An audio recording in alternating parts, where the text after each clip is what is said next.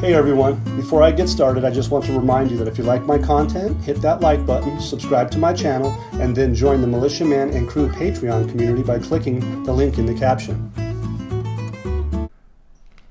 Good evening everybody. Sunday afternoon and it is Sunday. So I hope everybody had a great day and I hope everybody's families and communities doing really well, because Militiaman and Crew have been. And we want to thank all of you guys for being with us, because the fact remains is all of us working together as a team help you see where we are in this study. And it can be kind of complex. There's probably some good and bad. But of course, the progress is intense. And it's really kind of, I would say that today it's a lot more intense because there's some political opposition. I think the U.S. Treasury and the U.S. Federal Reserve, I think the Central Bank of Iraq, I think that al-Sudani, I think that Taif Sami, Fahud Hussein, they've been working to actually benefit the Iraqi citizens. There's been blowback, I think, and we're going to see a little bit of that. You probably have already witnessed it in some of the articles that show that Iraq is not alone in having pressure, and there's going to be other people involved. And unfortunately, corruption has been a problem for many years, nothing new, but that's being changed. And so now it's getting more intense, because I'm fairly sure that the electronic government systems, the electronic financial system, the electronic banking systems, the electronic borders are having pressures, because there's a component of corruption that's like drying up, and that's probably not a good thing, okay? And we all know that. We should know that. But now it's kind of getting intense. But anyway, I won't get in, it's not my expertise, but I'll delve into it. But it's true. It's getting more intense. But I like it. Why? Is because the fact remains is that these new systems are pushing that out. And I think that the blowback is just remnants of where we're headed. And that's a good thing. So even though it's intense, you guys, and it sounds like kicking the can, it sounds like blah, blah, blah, but it sounds like all these other things that a lot of people just don't have the understanding. Sure, it sounds like it, but truth be told is in the writing and in the proof in the pudding, in the sense of what we pay attention to with Militiaman and Crew. Patreon.com, and Crew. Thank you. So everybody, if you guys want to come in, check that out. You'll see what I'm talking about, because you can do little searches and you can find this information that I'm going to share with you and all the other stuff. So it's huge. There's a lot of value in there. So come on in and check it out. This article is interesting today because it says Parliament without a president, how can it affect the performance of the legislative authority? And then they go on to say today, well, Saturday the 27th, so that was yesterday, a professor of the political science at the University of Baghdad, his name's Al-Ardawi, he says, reviewed the indirect data that may diagnose the extent of the impact of the crisis of the electing of the Speaker of the Parliament on the performance of the legislative authority represented by the Parliament, considering the weakness, I like that word, of Parliament's performance in general in diagnosing various sessions, and in addition to that impact of the heads of the blocks and the performance of their representatives. It's like blah, blah. There you go. There's those that want that, there it is. But it says, it says, it cannot be said that the Parliament committees are clinically dead, or that they are without work. They're working and trying to accomplish their tasks as much as possible, but certainly their performance has declined due to the Parliament presidency crisis and the political blocs bidding among themselves on this issue. I don't know, you guys, but I don't know how to call, right? We all know, it's in writing, we've seen it for a long time, that because the deputy is in office, in position at the president, work goes on as normal. They can pass laws constitutionally. So it's kind of like one of those things where I don't know, is it a facade? Well, I don't know. I would have to say it's almost getting to the stage where it's almost really embarrassing that the Sunnis can't take care of themselves. The coordination framework told them that they were going to step in and kind of move them along, and yet they didn't take care of it. So both sides of the party are like going, where are you guys on this? And then you say, well, oh, the U.S. Treasury, the U.S. Federal Reserve is going to take care of business, and they only have so much time. They're not going to wait forever for it. All right. So it's intense, but the truth is this is what they're saying, and I honestly believe that if the Sunni and the Shia and the coordination framework and the Christians and the Yazidis and everybody else, right? If they were really thinking about, in a political sense, not my job, but if they were thinking about the people, we wouldn't be here right now. We'd be like, open the borders, let's go. Okay, but they haven't done that yet. But that's where I'm coming from anyway. It says this is a general observation that we all notice in parliamentary sessions, which is the weak performance of the legislative authority in its three main areas of work, which is legislation, oversight, and accountability. And there's also a chronic weakness in the performance of parliamentarians of their aforementioned status. So these guys are agreeing with me. It's like, where are you guys? Get your stuff done. But okay, that's what I'm reading, what they say. All right, don't hold me to the carpet. But it says, he goes on to say that the weak performance is linked to the political orientations of the leaders of their blocks. Now, who are these leaders of their blocks that are being so weak they can't get the job done? 9 months later, they don't have a presidency. Even though it's not necessary, they're playing games. So what is it? So is it because of these 5 banks? Is it because of 8 banks, 14 banks, or even 32 banks? Well, we all know that just the other day we saw an article that came out and talked about 5 specifically that just got axed. I think that's what I would call it. We'll go from there, but just bear with me. But those 5 banks were from relationship close to the center, which is political, right? So we'll see how this turns out. But if the U.S. Treasury shuts down 5 banks and says, you're not ever going to work again, that's a big deal. Because why? Because the auctions, I think today, you guys, the dollar auctions were somewhere around $7.5 million. But I think if you look at that in analysis-wise, is that $7.5 million for imports and imports, okay, to cover that isn't a lot of money. I don't think it's even enough. So it's an indicator since Thursday of last week that today could be different. That's not my expertise, but I just want to say that it's something I paid attention to.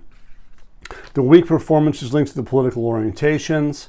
It goes, while questions are being raised without whether the political blocs concerned with the position of the Speaker of Parliament are trying to weaken the performance of their representatives. So it's kind of a tit for tat, I guess, in order to reflect this on the performance of the Parliament as a whole, to prove the importance of having a Speaker of Parliament and the extent of the impact of its absence.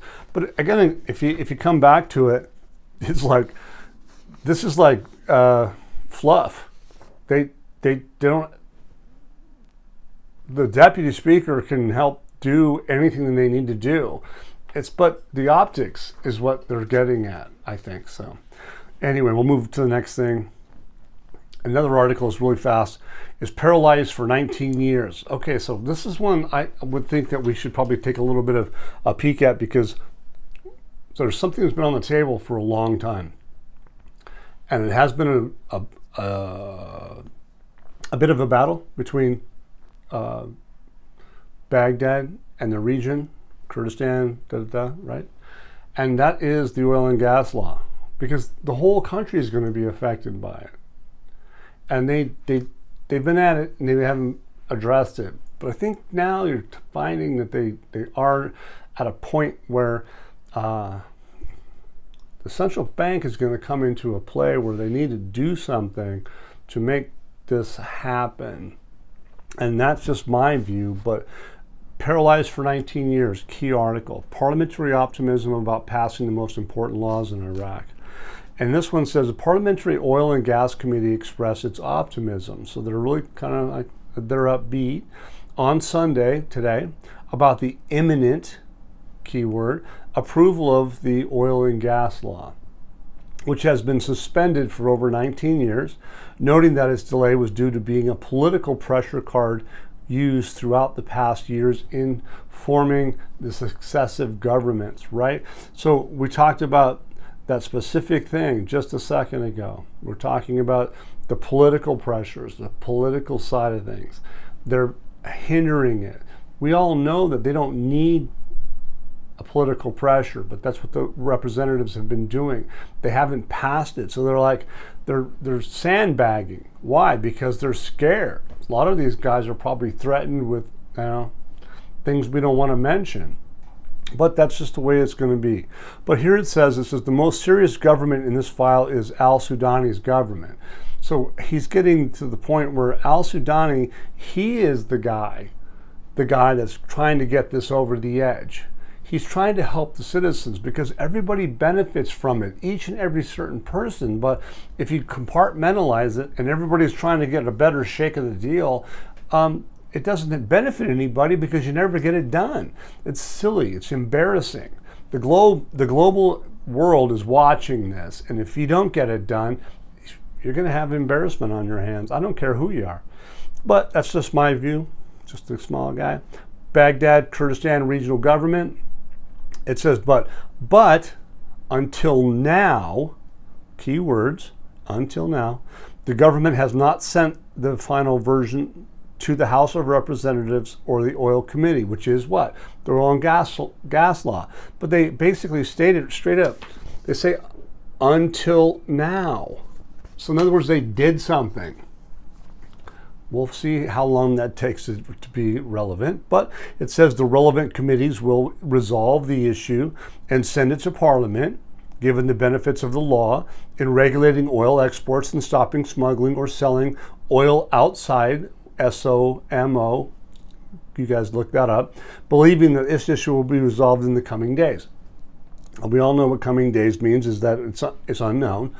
Of course, but fact remains is that they're stating that the relevant committees will resolve the issue and send it to Parliament, given the benefits of the law in regulating oil exports, stopping smuggling, selling oil outside SOMO. Okay, so what are they doing? They're telling you that specifically that they have everything set up to where that they're going to do something to where that they cover themselves, in my view. I just like the fact that they're talking about it, even though it's in the coming days. The resolution, as they're talking about, is that they haven't done something until now. I think that's big. Basically, they go in to say that in addition to the fact that it's old obligations and contracts with foreign companies, because we know that, they did some things years ago that just are problems, and they have to resolve those problems. And we know that this with private companies from different countries of the world, United States, doesn't matter who they are, but they did. And they need to resolve that, and they have to iron that portion of it out.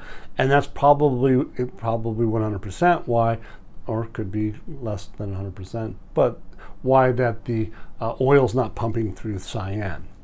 That's why the salaries aren't done.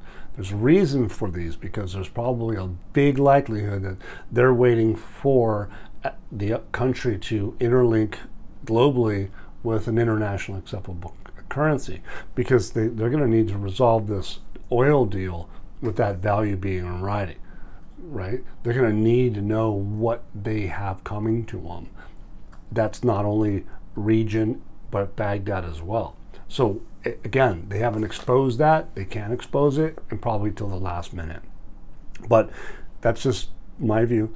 They go on, in addition to facts, obligations, contracts, foreign companies, we already went over that. Basically, the law is considered one of the most important laws that have been suspended for years, amounting to more than 150. So they have this really today as an optimism. And there's no coincidence that this table or this law is on the table today. There's just, I don't see that.